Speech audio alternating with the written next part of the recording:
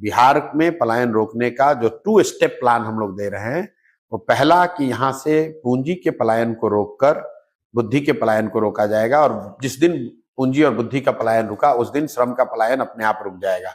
अब पूंजी का पलायन क्या है ये आप समझ लीजिए। बिहार में जो लोग यहाँ पर पैसा बैंकों में जमा करते हैं वो करीब करीब 4.5 लाख करोड़ रुपया हर साल होता है। उसमें बैड सीडी रेशियो की वजह से या लो सीडी रेशियो की वजह से करीब करीब 2-2.25 लाख करोड़ रुपया बिहार से बाहर बैंक भेज रहे हैं।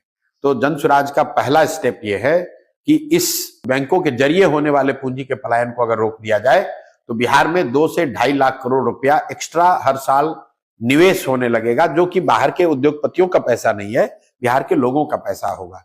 जब लोगों के हाथ में पूंजी आएगी तो निश्चित तौर पर यहाँ कंजम्पशन बढ़ेगा, इन्वेस्टमेंट बढ़ेगा और उससे रोजगार बढ़ेगा, बड़ी संख्या में लोग वापस बाहर नहीं जाएंगे। दूसरा जो हम लोगों ने कहा कि मनरेगा को हम लोग यहाँ कृषि से जोड़ना चाहते हैं, ताकि कृषि आधारित जो मजदूर हैं वो पंजाब और हरियाणा के खेतों में काम करने के बजाय बिहार के खेतों में काम करें। ऐसा नहीं है कि बिहार में खेतों में मजदूरों की कमी नहीं है, यहाँ जो खेती कर रहे हैं वो लोगों के पास मजदूर नहीं है। और मनरेगा में बिहार सरकार का यूटिलाइजेशन है 40%, क्योंकि इनके पास मनरेगा के अंतर्गत काम कराने के लिए ना पैसा है, ना साधन है, ना व्यवस्था है। तो हम लोग ये कह रहे हैं कि हम मनरेगा का पैसा जो हम लोग सरेंडर कर रहे हैं दिल्ली में, उस पैसे को लेकर आएंगे और मनरेगा के तहत मजदूरों को किसानी से जोड़ा जाएगा। और शर्त ये हम कह रहे हैं कि जो आदमी भी अभी धान गेहूं की खेती कर रहा है वो नकदी की अगर खेती करने लगे तो उसको मनरेगा के तहत मजदूर फ्री में मिलेगा।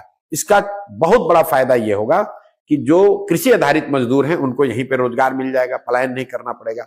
दूसरा, मनरेगा में चोरी बंद हो जाएगी, क्योंकि जिस किसान को भी मजदूर मिलेगा उससे वो काम कराएगा। तीसरा, सबसे बड़ा, जो एग्रीकल्चर प्रोडक्टिविटी है वो बहुत तेजी से बढ़ेगी, क्योंकि जो 1 बीघे में अगर आप 1 एकड़ में आज आप धान उगा रहे हैं, कल शायद मजदूर उपलब्ध हो तो वहां पर आप लहसुन उगाने लगेंगे या कैश क्रॉप उगाने लगेंगे, उससे आपकी इनकम बढ़ेगी। तो बिल्कुल पूरा प्लान बता रहे हैं कैसे बैंकों के जरिए हो रहे पूंजी के पलायन को रोककर श्रम का पलायन रोका जाएगा।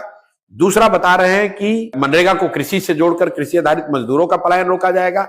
और तीसरा कि यहां घर घर इंटरेस्ट सबवेंशन की जो स्कीम लाकर हम लोग महिलाओं के हाथ में पूंजी देना चाहते हैं, ताकि घर घर में रोजी रोजगार हो सके। हम लोग ये कह रहे हैं कि 4% सालाना ब्याज पर यहां पर लोगों को कर्ज दिया जाए, ताकि लोग अपने अपने घर में छोटा मोटा रोजी रोजगार कर सके। उससे भी पलायन को रोकने में बहुत बड़ी मदद मिलेगी।